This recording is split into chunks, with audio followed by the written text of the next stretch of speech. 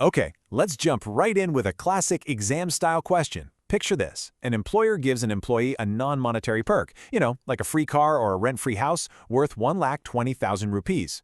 Now, the employer's feeling generous, so they decide to pay the tax on this perk themselves right out of their own pocket. Here's the simple question. Can that employer turn around and claim that tax payment as a business expense? What do you think? Yes or no? If you pause there for a second, or if your gut reaction was yes, you are definitely not alone. This is a sneaky, classic ICI trap, and honestly, something like 90% of students miss the full implication here. It feels like a tiny detail, but this is exactly where marks just disappear in both MCQs and descriptive papers. We're going to crack section 192, which is all about TDS on salary. Our mission? To completely dismantle this trap so that you never, ever fall for it again. So let's start by zeroing in on this very common exam mistake. See, the examiner loves to test concepts that have a sort of hidden layer to them. And trust me, this is one of their all-time favorites. The thing is, the problem here isn't really the math. Calculating TDS on salary is usually pretty straightforward. The real trap is hidden in a specific choice, an option that employers have when they're dealing with these non-cash perks. Understanding this choice is the key to unlocking those full marks. So before we can expose the trap, we need to build a really solid foundation. Let's quickly decode the basics of TDS on salary under section 192 so we can see why this tricky option even exists in the first place. First things first, who's on the hook for deducting TDS on salary? Well, the law is crystal clear on this. It's the person paying the income. In plain English, the employer. It's their job, period. So how do they figure out how much to deduct? Well, it's not a flat rate. The law uses something that sounds kind of complicated, the average rate of income tax. But don't worry, it's actually just a simple formula. You just take the total estimated tax for the whole year and divide it by the total estimated salary for that year. That's it. The percentage you get is your average rate. So the whole process really just boils down to 4 simple steps. 1. Your employer makes an estimate of your total salary for the year. 2. They calculate the income tax on that estimated salary. 3. They do that little division we just talked about to find the average tax rate. And finally, step 4, they apply that rate to your monthly salary to figure out how much TDS to cut each month. Simple as that. Okay, with that foundation solid, let's get to the main event, the non-monetary perk trap. This is where all that theory we just covered smacks right into a real-world problem for employers. I mean, think about it. It's one thing to deduct tax from a cash salary, right? But what happens when a big chunk of your pay isn't cash? How on earth does an employer deduct tax from a company car or a free apartment when they aren't actually handing over any money for it? And that practical headache is what leads to 2 different paths an employer can take. First, there's the normal method, but then there's the second path. And this is the one that sets the trap, a special choice given to employers under Section 192, subsection 1A. This table lays it out perfectly. Under the normal method, the employer just deducts the tax for that perk from the employee's regular cash salary. This means the employee's take-home pay gets a bit smaller. But with the employer's option, the employer actually steps in and pays the tax on that perk out of their own funds.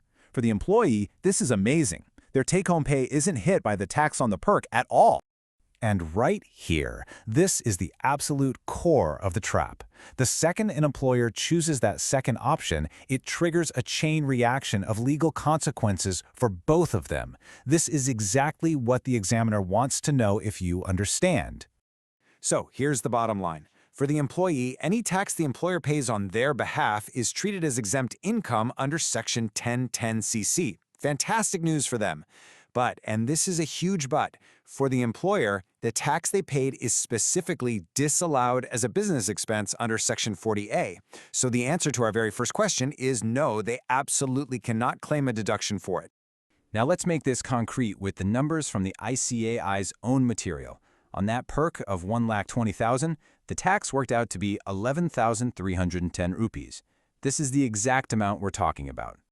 And this is the common mistake. Students will correctly calculate the tax of 11,310 rupees, but they completely forget the second half of the rule, that this amount cannot be claimed by the employer.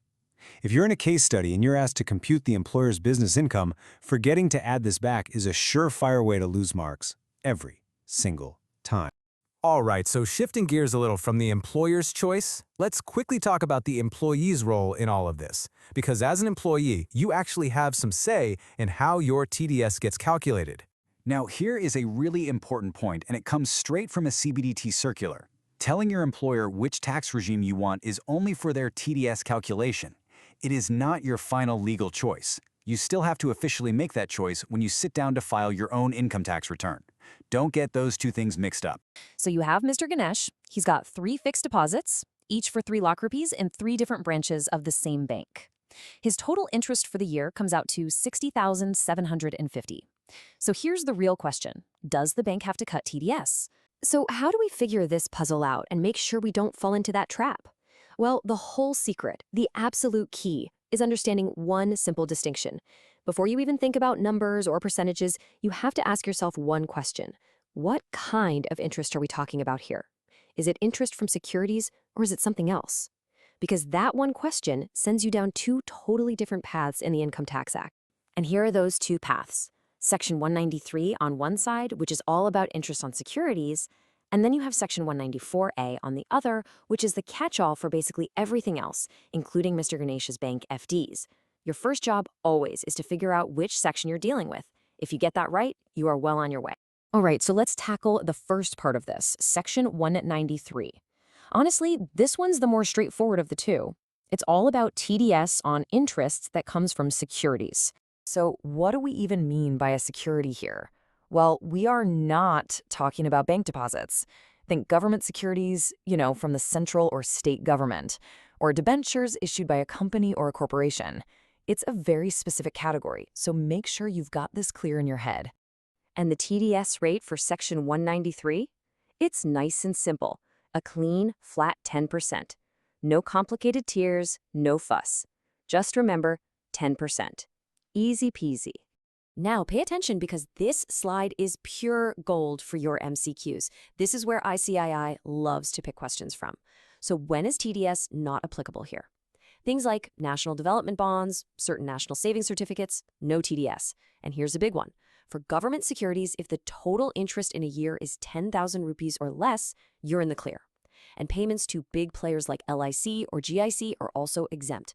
You really got to know this list. Okay, now that we have 193 under our belt, let's move on to the big one, Section 194A. This section covers interest other than on securities, like bank FDs, and believe me, this is where ICAI gets really creative with their questions. First things first, who has to deduct the tax? Well, basically everyone except for individuals or HUFs. But wait, there's a huge catch. An individual or an HUF does have to deduct TDS if their business turnover was more than 1 crore or their professional receipts were more than 50 lakhs in the last financial year. You've got to remember those limits. Now, this slide is absolutely crucial. These are the threshold limits, and you've got to be sharp here. If the interest is coming from a bank, a co-op bank, or the post office, the limit is 40,000 rupees. But, and this is a key detail, if the person getting the interest is a senior citizen, that limit gets a nice little bump up to 50,000. For any other payer, though, the limit is way lower, just 5,000 rupees. These different limits are a favorite for practical problems. And this brings us right back to the biggest mistake students make, the one that our Mr. Ganesh problem is all about. So many people think that the 40,000 rupee limit applies to each bank branch separately. This is the trap, and this is exactly where those precious marks get lost. So here's the rule that busts that trap wide open. The law is crystal clear on this. If the bank uses what's called core banking solutions, or CBS, which, let's be real, is pretty much every bank these days, then you have to add up the interest from all the branches of that bank. You don't look at each branch by itself. You look at the total interest paid by the entire banking company. Okay, before we finally solve Mr. Ganesh's case, let's just quickly run through a few more exemptions under 194A. Again, think of this as more MCQ bait. Interest a firm pays to its partner? No TDS. Interest paid to a bank or LIC? No TDS. And here's an interesting one. Interest on compensation from a motor accidents claims tribunal is also exempt, as long as it's not more than 50,000 in a year. All right, we've got the concepts. We know the difference between the sections, we know the limits, and we know about the big CBS rule. So how do we put all this together to write an answer that gets us full marks in the exam? Let's build the perfect template. Let's bring Mr. Ganesh back. 3 FDs, 3 branches, 1 bank that uses CBS. The total interest is $60,750. With everything we know now, is TDS applicable? What do you think? Absolutely 100% yes. And the reason is that CBS rule we just talked about. Since it's a CBS bank, we have to aggregate or add up the interest from all three branches. That gives us a total of $60,075, which is way, way over the 40,000 rupee threshold. So the bank absolutely has to deduct TDS. See? Simple when you know the rule. Okay, let's kick things off with a quick question. This is a classic MCQ-style problem you might see. So, a company pays a contractor 28,000 rupees for one job. Simple enough, right? So, is TDS applicable under Section 194C? Take a second. What's the first answer that pops into your head? So if your answer was no, you're not alone. In fact, most students would say the same thing. And boom, that's exactly where marks are lost in the exam. This is the kind of trap ICAI loves to set. The answer is way more nuanced than it looks, and we're about to find out exactly why. Okay, so let's get into it and bust this 30,000 rupee myth wide open. And the best way to do that? We're going to tackle a classic practical problem, exactly the kind of thing you'll see in your exams. By the end of this, it'll be crystal clear. So here's our scenario. We've got ABC Limited, and they're paying a contractor, a Mr. X, throughout the year. Look at the payments. 20,000 in May, 25,000 in August, another 28,000 in December, and then one last payment of 30,000 due in March. Now, what's the first thing you notice? Right, none of these individual payments are over that magic 30,000 rupee number. And that is a really important detail. So, that brings us to the big question. Is ABC Limited actually liable to deduct any tax on these payments?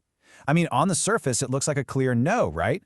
But this is where just knowing the surface level rule can get you into trouble. We've got to dig a little deeper. So to get to the right answer, we have to rewind a bit and just make sure we're solid on the basics. You know, before we can see the trap, we have to know the rules of the game. These are the absolute must-knows for your exam. First up, who even has to deduct TDS under this section? Well, you can see the list here. Governments, companies, firms, etc. In our problem, we're talking about ABC Limited. That's a company, so check. They're definitely covered by these rules. Okay, next up, the rates. Super simple. If you're paying an individual or an HUF, it's 1%. If you're paying anyone else, say another company, it's 2%. Our guy is Mr. X. He's an individual. So the rate we need to remember is 1%. Simple as that. Okay, everyone, listen up. This next part, this is the whole reason we're doing this explainer. We're getting to the aggregate limit trap. This is the big one. It's how ICAI separates the students who really get it from everyone else. So you're going to want to lean in for this. Here's the secret. Section 194C has a two-part test. Not one, but two critical thresholds. You've got the one everyone knows, the single payment limit. If any one payment goes over 30,000, you deduct TDS. Easy. But, and this is the game changer, there's also an aggregate annual limit. This means you have to deduct TDS the second the total payments you've made to that person in the whole financial year cross 1 lakh rupees. And that right there is the classic mistake. It's so common. A student sees a payment, let's say 28,000, they look at the 30,000 limit and their brain just goes, nope, no TDS, and moves on. They totally forget to ask that second crucial question. Wait a minute, what's the running total for the year? Forgetting that second question is the trap. Okay, so now we know the secret rule. Let's go back to our case study with ABC Limited and Mr. X and solve it the right way. And I'm not just going to give you the answer, I'm going to show you exactly how to write it out to get every single mark you deserve.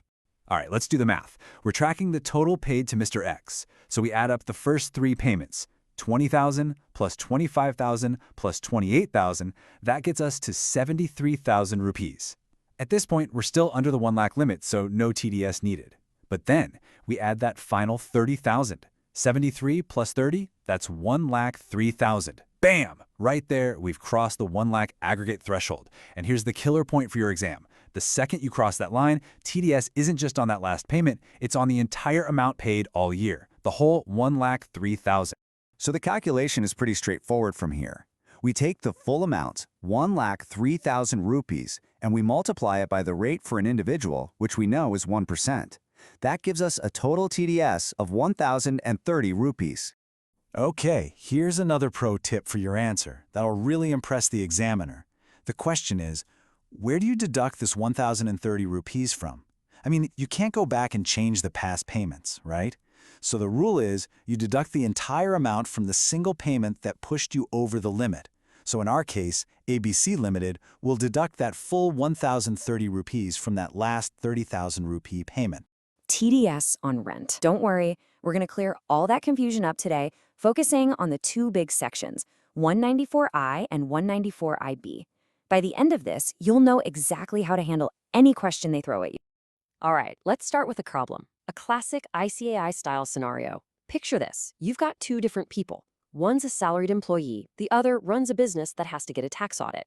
Here's the catch. They both pay the exact same rent, 55,000 rupees every single month. So the big question is, are their TDS responsibilities the same, yes or no? What's the secret?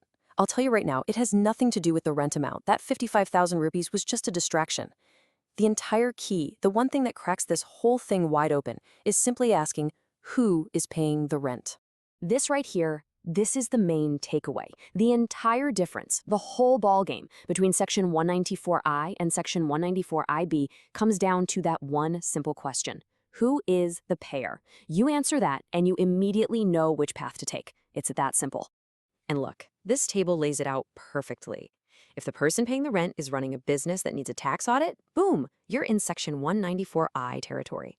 But if the payer is a salaried person, or maybe someone with a tiny business that doesn't need an audit, you're going to use Section 194IB. Two totally different paths, decided only by the status of the payer. Okay, let's dig into the first one. We'll start with Section 194I. This is the section that applies to the business owner from our opening question, the one whose accounts are getting audited. So for 194I, here are the vitals. The payer is a business that's liable for a tax audit. The rent has to be more than 50,000 a month. Now, this is important. Look at the rates. It's 2% if you're renting machinery, but it's a much higher 10% for land, buildings, or furniture. And the most critical part? TDS has to be deducted every single month. All right, now let's flip the coin and look at the other side, Section 194IB. This is the one for our salaried employee or for any other individual or Hindu undivided family who isn't covered by that tax audit rule. Now, under 194IB, the 50,000 rupee threshold is exactly the same, but check out the rate. It's just a flat 2% on the total rent. It doesn't matter if it's for a building or machinery, it's 2%. And here's a huge point for individuals. You don't need a TAN, a tax deduction account number, to do this. That makes it so much simpler. Okay, everyone, listen up, because this slide is absolutely crucial. This is the biggest trap of all. Unlike 194I, you do not deduct tax every month. No. You wait. You pay rent all year, and then in the last month of the financial year, or whenever you move out, you deduct the TDS for the entire year all at once from that final rent payment. This is a massive difference and a huge area where marks are lost. All right, you've got the basics down cold. So now let's put on our examiner hats. Let's think like the ICAI. What are the little twists and turns they love to put in the exam to see if you really, truly get it? Here's a classic. They'll give you a question, maybe an MCQ, that says the rent is 60,000 rupees plus 18% GST, so the total bill is higher. The question is, which amount do you use to calculate the TDS? The base rent or the total amount including GST? And the answer, and you need to burn this into your brain, is you never deduct TDS on the GST part. Why? Well, it's simple logic. That GST isn't the landlord's income. They're just a middleman collecting it for the government. There's even a CBTC circular that says so. So you only, and I mean only, deduct TDS on the base rent amount. Here's another curveball. What about a big, one-time, non-refundable payment for a long-term lease, sometimes called a lease premium? Is that considered rent for TDS? The answer is a clear no. The CBDT has clarified this too. A one-time, non-adjustable premium isn't rent under Section 194I, so no TDS applies to it. Quick pop quiz. Look at the screen. A buyer pays 95 lakhs for goods, and the TDS rate is 0.1%. What's the TDS? Quick, do the math in your head. You got an answer? Oof, if you said 9,500 rupees, well, you just walked straight into the most common trap ICAI sets for this section. Seriously, this one mistake is exactly why so many students lose easy marks. But hey, don't worry, by the end of this, you'll spot this trap from a mile away every single time. Okay, so let's get serious and break this down the right way. And the best way to learn this stuff isn't just by reading theory, right? It's by getting our hands dirty with a full-on exam problem, the kind you're actually going to see on exam day. So, here is our setup, and pay close attention to the details. We've got Mr. Gupta, our buyer. His turnover in the previous year was 12 crores. Super important detail. He buys goods worth 95 lakhs in the current year from Mr. Agarwal, and he pays in 4 installments. Our job? Figure out the TDS. Now, before we can even think about solving this, we need to understand the tool we're going to use, which is the law itself. So, let's take a minute and decode what Section 194Q is all about. At its heart, Section 194Q is actually pretty simple. It just says that a certain kind of buyer has the job of deducting tax when they buy goods from a resident seller. The real game, though, is in those conditions.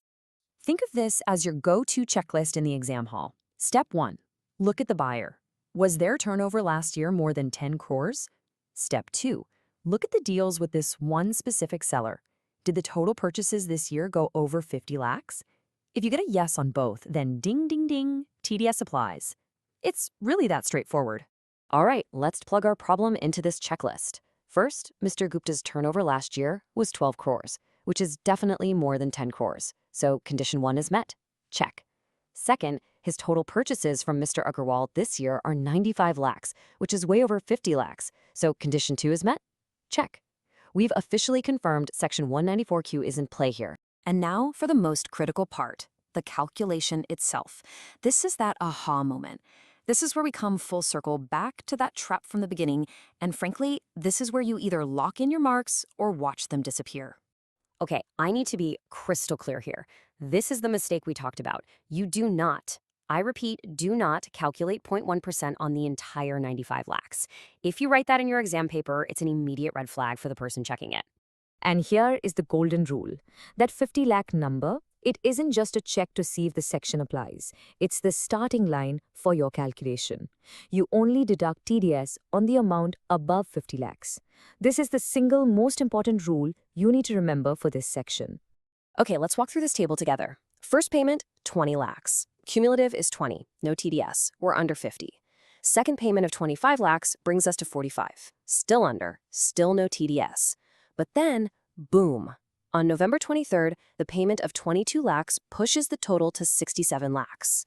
We've crossed the line. So we deduct TDS on the amount over 50 lakhs, which is 17 lakhs. That gives us 1,700 rupees in TDS. And for that last payment of 28 lakhs, the entire amount is subject to TDS because we've already crossed the threshold. That's another 2,800. So the grand total is 4,500 rupees, not 9,500. See how that works? It's a huge difference. So you've dodged the main trap. Awesome. But ICAI has a few more tricks up its sleeve. Knowing the calculation is half the battle. Knowing their traps is how you win all the marks. Trap number 1, and this is probably the easiest one they'll throw at you, is the buyer's turnover. In our case, it was 12 crores, so the section applied. But what if the question said Mr. Gupta's turnover was only 8 crores? Well then, Section 194Q wouldn't apply at all. Your answer would just be no TDS liability. This is a classic 1-mark MCQ question, so keep an eye out for it. All right, here's another classic twist ICAI loves. Our problem just assumes the seller, Mr. Agarwal, gave his pan. But what if the question specifically says he didn't? Does that change anything? Oh yeah, it changes things dramatically. The TDS rate literally skyrockets from a tiny 0.1% all the way to 5%. That is a massive penalty, and it's a detail examiners love to test. Instead of 4,500 rupees, the TDS would suddenly become 225,000 rupees. So always check for any mention of pan in the question. So here's a classic exam-style problem for you. Rohan remits 9 lakh rupees for an overseas tour package. The question is dead simple. Is TCS applicable here? Yes or no? Take a second. What's your gut reaction? Now, if your first thought was, nope, it's under 10 lakhs, you are not alone. In fact, most students think that. But guess what? That is exactly the trap. This is a classic ICAI move. They're not just checking if you know the numbers, they're checking if you truly get the concept underneath. So what is this trap all about? Well, it all comes down to a really subtle distinction baked right into the law. We need to break down the difference between a general remittance, under the Liberalized Remittance Scheme, or LRS, and buying a specific overseas tour package. They sound similar, but they're treated completely differently. The section you need to know is 206C1G. And here's the key, the absolute most crucial detail. This one section covers two completely different scenarios. It's like a fork in the road. On one side, you've got your general LRS remittances. On the other, you have the purchase of an overseas tour package. And the number one mistake students make? They mix up the rules for these two. And here it is, the core of the trap, laid out side by side. Look, for a general LRS payment, TCS only kicks in after you've sent more than 10 lakhs in a financial year. Simple enough. But, and this is the big but, for an overseas tour package, TCS applies from the very first rupee. That 10 lakh number, it's still there, but it's not an on-off switch. It's just the point where the tax rate changes. Huge difference. Okay, let's look at the official rates to make this crystal clear. Zero in on that section for overseas tour packages. See that? It says 5% on the amount up to 10 lakhs, and then 20% on anything exceeding 10 lakhs. Now, what does it not say? It doesn't say zero tax up to 10 lakhs, right? Now, compare that to the LRS rules just below it. There, the tax is clearly on the amount in excess of 10 lakhs. That tiny difference in wording, that's everything. That's where the marks are won or lost. Now, a really good question pops up here, and you might be thinking this yourself. Are these two 10 lakh thresholds, the one that turns on LRS tax and the one that changes the rate for tour packages, are they totally separate things? Thankfully, the CBDT has given us a crystal clear answer on this. And the answer, coming straight from the CBDT circular, is a loud and clear yes. These two thresholds are completely independent. They operate in their own little worlds. This is your authority in the exam, guys. You can quote this. They are not connected at all. Rohan and his 9 lakh tour package. Since what he's buying is a tour package, that general 10 lakh LRS threshold, the one for applicability, it's totally irrelevant. Forget about it. It doesn't apply here at all. So the correct answer is a definite yes. TCS is absolutely applicable. And since the 9 lakhs is under that 10 lakh limit where the rate changes, the rate we use is 5%. So 5% of 9 lakhs, that's 45,000 rupees. Simple as that. That is how you get full marks on this question. Awesome. So we've totally nailed that concept. Now that you're armed with that knowledge, let's quickly pivot to another really common TCS provision that you absolutely have to know for the exam. Okay, let's talk about Section 206C1F. This one is all about the sale of motor vehicles. And honestly, the rule here is pretty straightforward. A seller has to collect 1% tax at source if the car they're selling costs more than 10 lakh rupees. So the magic number to burn into your brain here is 10 lakhs. Now, unlike the tour package example, this is a simple, single on-off switch. If the car costs more than 10 lakhs, boom, 1% TCS applies to the whole amount. If it's 10 lakhs or under, then this section just doesn't apply. Simple as that. All right, listen up, because this is prime MCQ material. Here are the key points you need to know. First, this only applies to retail sales. So we're talking about the dealer selling to a customer, not the car company selling to the dealer. Second, this is for any motor vehicle over 10 lakhs, not just super fancy luxury cars. Third, there are some exceptions, like sales to the government or embassies, no TCS there. And finally, and this is a big one, that 10 lakh limit is per car, per sale. It's not a running total for the whole year. In the given case, Rohan bought an overseas tour package for 9 lakhs. This amount falls below the 10 lakh limit for the rate change. Therefore, the seller must collect tax at 5% on the whole 9 lakh rupees. The TCS amount is 45,000 rupees. Boom. Perfect answer. Full marks. Okay, so picture this. It's a typical question you might see from ICAI. Your client's total tax bill is 15,000 rupees. A TDS of 5,000 rupees should have been deducted from their income, but guess what? The payer just didn't. They forgot. So the question is, how much advance tax do you actually have to pay? Just take a second. What's your first instinct here?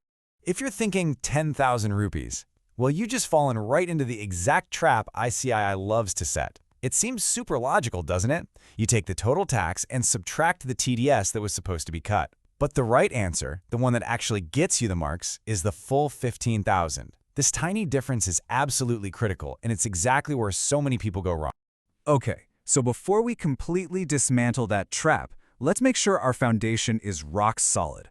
Let's just do a super quick refresh on the basics. Who actually has to pay advance tax in the first place? The whole thing starts with this one magic number, 10,000 rupees. Under Section 208, the rule is simple. If your estimated tax for the year is going to be 10,000 rupees or more, you've got to pay advance tax. If it's less, you're off the hook. But, of course, there's a really important exception. And you know how ICAI loves testing exceptions, right? A resident senior citizen, so someone 60 years or older, is totally exempt from paying advance tax. But, and this is a big but, this only applies if they don't have any income from a business or profession. For them, life is simpler. They can just pay all their tax at the end as self-assessment tax. All right, foundation's built. Now let's get back to the main event and figure out that trap from the beginning. Seriously, pay close attention here, because getting this one little point right is going to save you a ton of marks. So the whole mystery, the entire key to this puzzle, is hidden away in a small but really powerful rule called a proviso to Section 209(1)(d). This section talks about how to calculate advance tax, and it makes one thing crystal clear. You can only subtract the TDS that was actually deducted, not what was supposed to be deducted. Now look at the exact legal words here, because they're so important.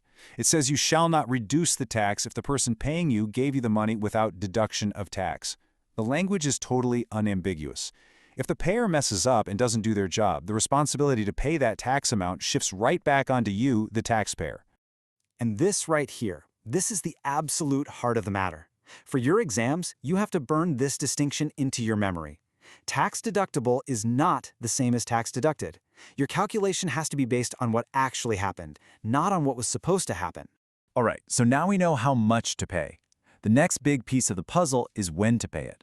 And getting these dates and percentages right is absolutely crucial, because if you mess them up, that's when interest penalties start to kick in. For most of us, the liability is spread across these 4 dates. By June 15th, you need to have paid at least 15%. Now notice that word cumulative. That's a common point of confusion. It means by September 15th, your total payment so far should be at least 45%, not that you have to pay another 45%. Then it's 75% by December, and the whole thing, 100%, by March 15th. But here's where ICAI loves to add a little twist. They might throw in a taxpayer who's using the presumptive tax scheme under Section 44AD or 4480A. For them, the rules are way simpler. You can forget those 4 dates. They just have to pay 100% of their advance tax in one single shot on or before the 15th of March. You have to remember this exception. So what happens if you get this wrong? What if you underpay or you're late? Well, the consequences aren't just a slap on the wrist. You get hit with interest penalties under 2 really important sections, 234B and 234C. Let's break these down. Think of it like this. Section 234B is like your final report card for the year. Did you pay at least 90% of your total tax by the end? If not, 234B kicks in. Section 234C, on the other hand, is more granular. It's the penalty for being late with your individual installments during the year. And yes, you can absolutely get hit with penalties from both sections. This table just shows you exactly how that 234C interest works. For the first installment, if you pay less than 15%, you're charged interest for 3 months. Same for the second and third. For the last one, it's just 1 month. But look closely, there is a small bit of relief. For those first 2 installments, if you manage to pay at least 12% and 36% respectively, you actually won't get charged interest for that specific shortfall. It's a small detail, but it can make a difference.